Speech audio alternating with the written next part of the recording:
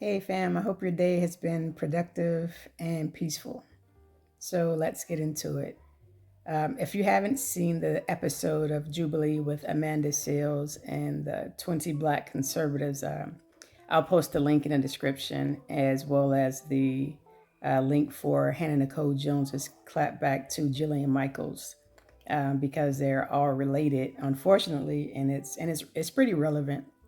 Um, but basically, it's just receipts on receipts. So I'll post those links in the description.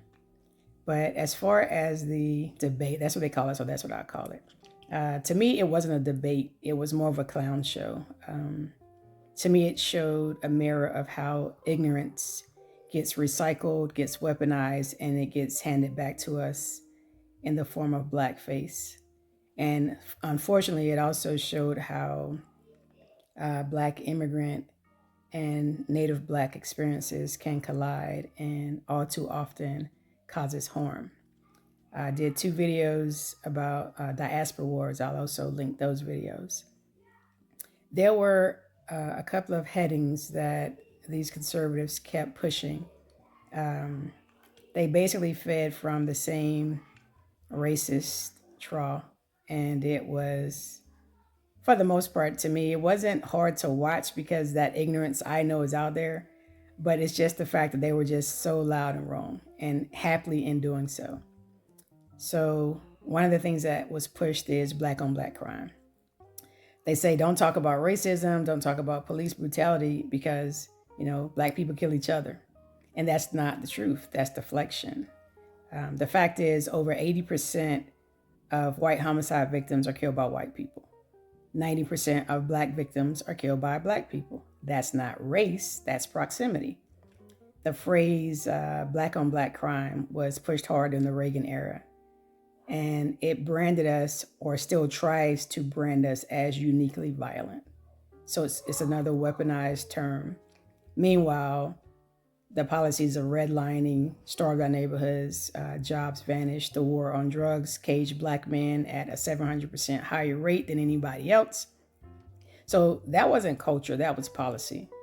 And this black on black crime does nothing. It's not a flex. It just basically proves that these things, these racist tropes are still out there, and they're meant to try and silence us and not solve crime because they're not interested in solving any crime. Let's talk about what they said about rap music. Oh, that was crazy. Rap music causes violence or leads to violence.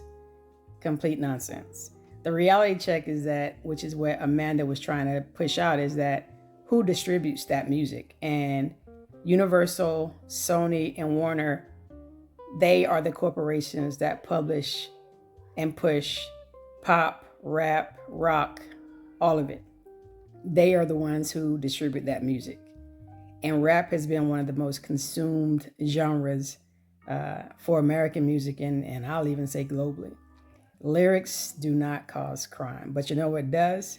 Poverty, crisis, guns, and we have so many guns here in this country, but that won't be a topic of discussion for these types of conservatives. So, and if rap was the root cause, then we would have to explain why there's white on white crime, right? Because if black music is the reason for black crime, then everyone who consumes that music should have the same types of outcome, right? But that's not the case because rap music is not a catalyst for going out and doing stuff like that. We would have to explain white on white crime. We'd have to explain the school shootings, which are predominantly done by white young men. And it's just crazy that they would come up with this type of things. And then you'd have to say, well, rap wasn't around during slavery. Did rap cause white people to want to commit that? Did rap cause the Jim Crow era terror? Did rap music lead to the Tuskegee era experiment? Did rap make white folks throw black babies to alligators? Did rap cause white people to cannibalize us, to build an economy, a whole economy, on stolen labor? No, because violence isn't in the music. Violence is in the system. And that's what a lot of those folks didn't want to talk about. And it's just so true to form, I guess you could say, that they would do that. So it doesn't surprise me that I would hear it. It's just that it would be so publicly pushed. Some people call Jubilee, rage bait or whatever, but the reality is these types of thoughts are out there. It's out there in the voting patterns. It's out there in telling us to stand down and not engage politically and in every other way. So that's why you need to be armed with the truth, and you need to know what's out there.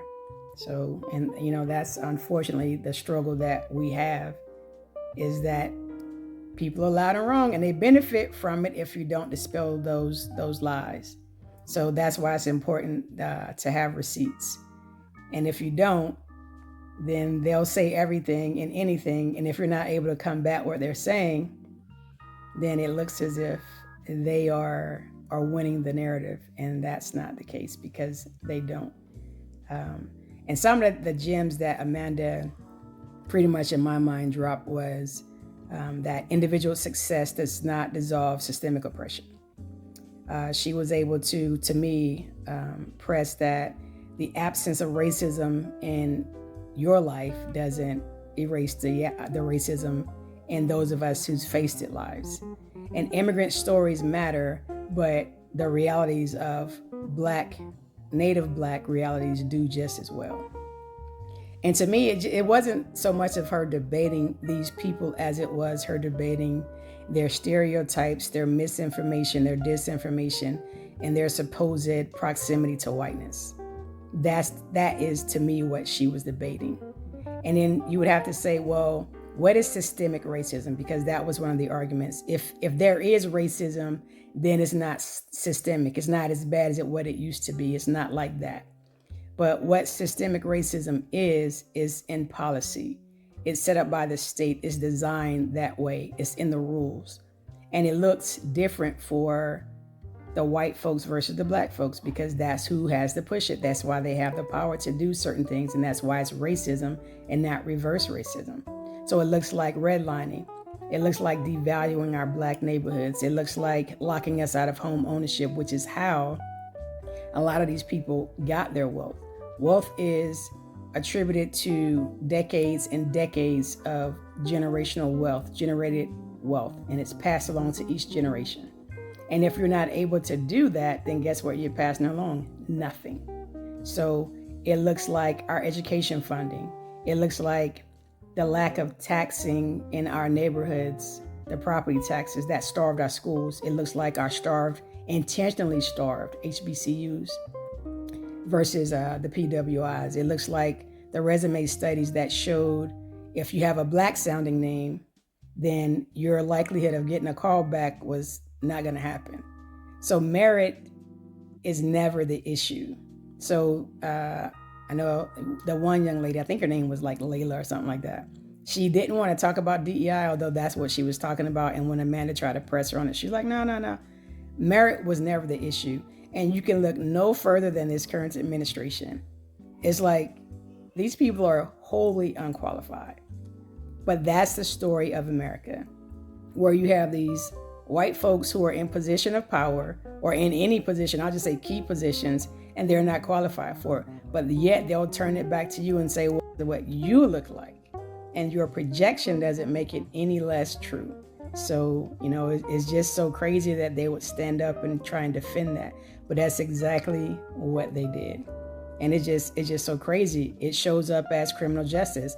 It shows up as black people being more likely than not to be stopped, arrested, harassed for the same crimes, or even sometimes no crime, that their white counterparts have committed, and they will receive harsher and longer sentencing.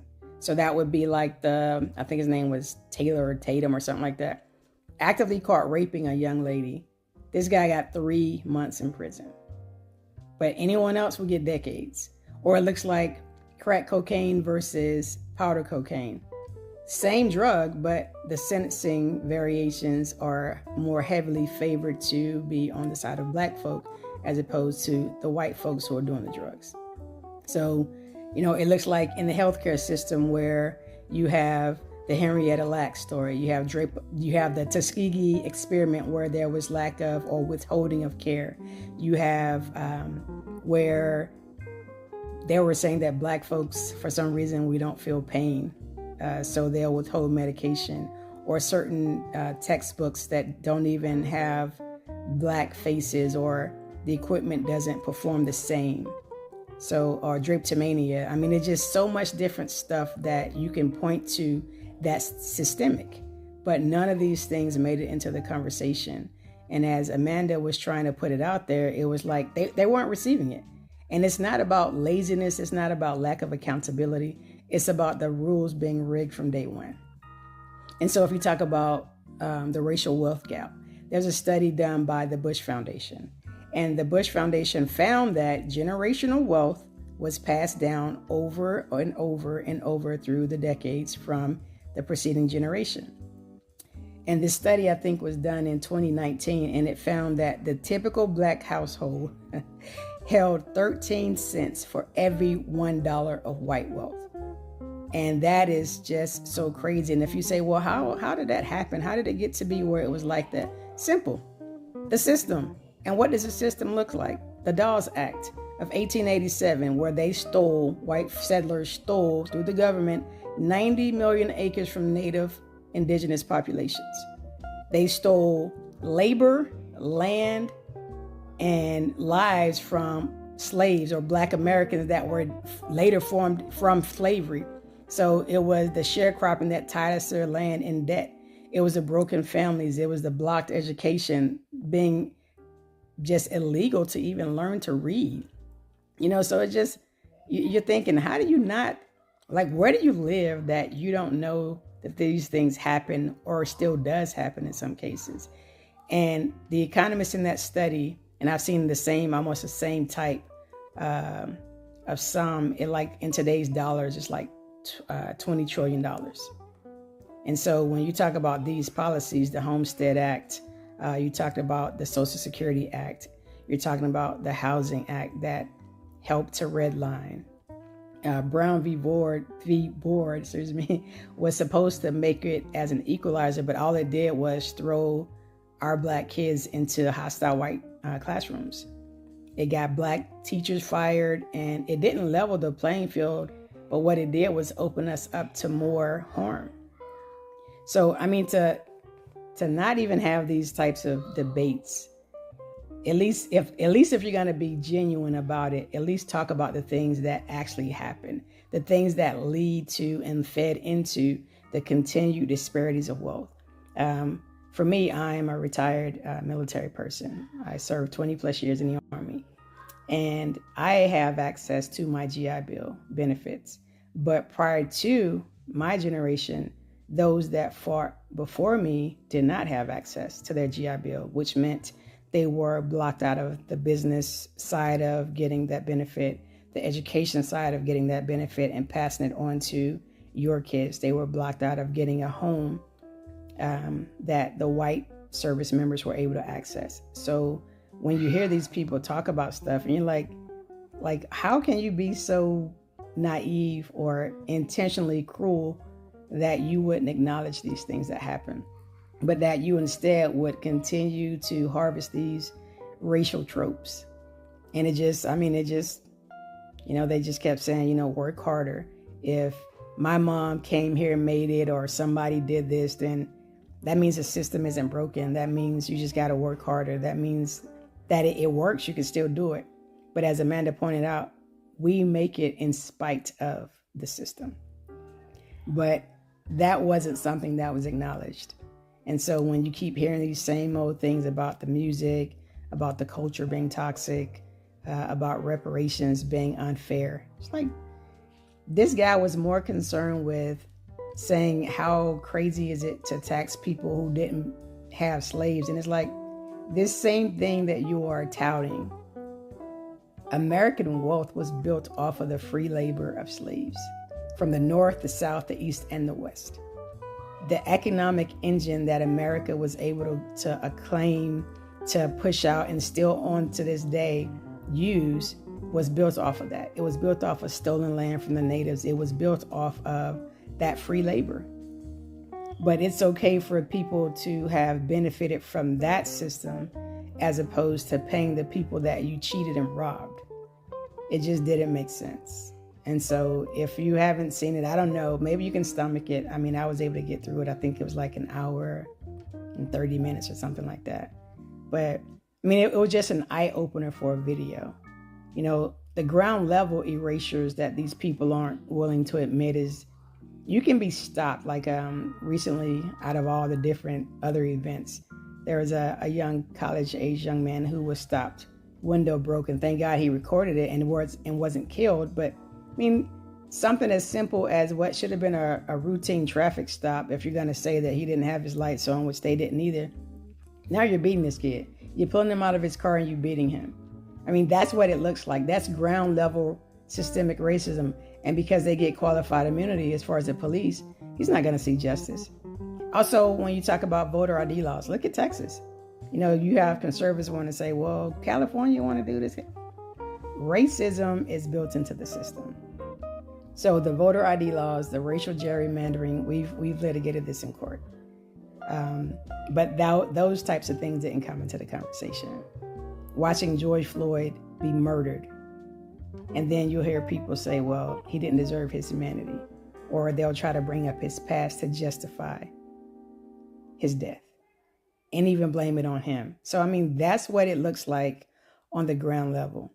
And the fact that these conservatives were so enamored with left-leaning labels and everything else, but yet they didn't want to talk about the policies, made this debate, I think for me, the most uncomfortable. You know, they didn't want to talk about even actually this administration is telling the Black History Museum that's under the Smithsonian that they have to review our artifacts because America can't be made to look bad. They don't want to talk about, you know, the horrors of slavery. They want to make it seem as if it's, you know, they don't want to make white people feel uncomfortable is what it boils down to. And it's this ignorance that's destructive. It fractures our solidarity and it strengthens the very system that we're trying to fight. And when you hear this thing about reparations, you have to say, like, reparations isn't a handout. It isn't charity. It's a debt that needs to be paid. They paid the Native Americans billions of dollars and gave them land trusts. So you can do it. You just don't want to. They even paid 9/11 victims. So we know that it's possible, but it's just whether or not they want to do it. And so far, it seems like they don't. They being American, period.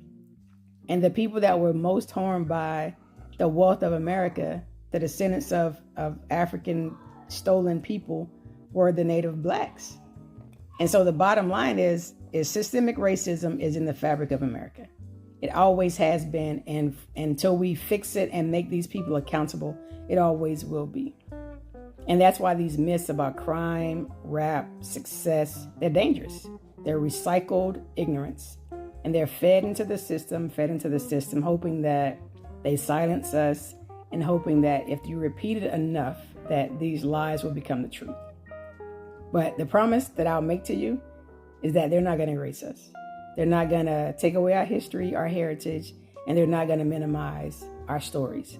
So I would just say we're going to keep bringing receipts. And just let me know what you think in the chat, because at the end of the day, it's all about us.